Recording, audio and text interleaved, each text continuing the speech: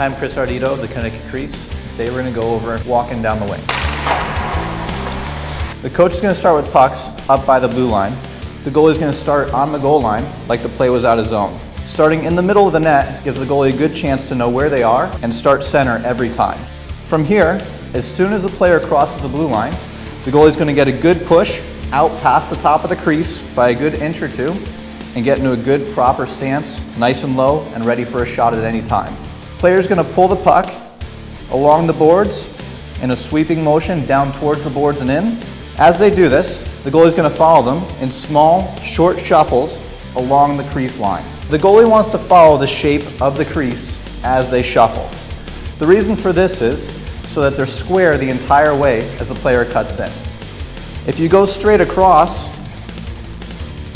as the player cuts in, you end up off angle and unsquare, and you open up a lot of net. Remember, angles are drawn from the middle of the net through the middle of the goalie's body right to the middle of the puck. Now, if you think about the new crease versus the old crease, the new crease has a flat line right here.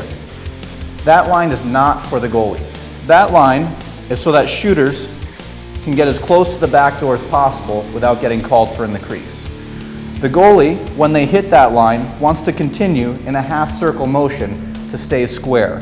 A lot of goalies, we find, either start skating straight back or start shuffling straight back when they hit that spot because they're trying to follow the line of the crease. That puts them unsquare and opens up a lot of net. An additional point is to make sure the goalie's feet aren't so wide that they can't move. When a goalie gets their feet really wide, they can't shuffle because they're only on their toes or their inside edges. You want to make sure their feet are on both edges, they're able to move, they're able to skate and react to anything. A good reference point for this is when the goalie's in their stance, their feet are a little bit past shoulder width. Now, the net gets narrower as the player gets towards the boards. It's only really wide when the player's dead center in the slot. So a goalie can make their stance a little bit narrower as they get down the wing because the net's not as wide and they actually won't be covering boards, they'll be covering net. Like all of our drills, we'll also run this from both sides. The coach will start here with pucks. Goalie will T-push up. As the coach walks in down the boards, the goalie will shuffle in the shape of the crease in a half circle, following the play, knees bent, and ready for a shot at any point.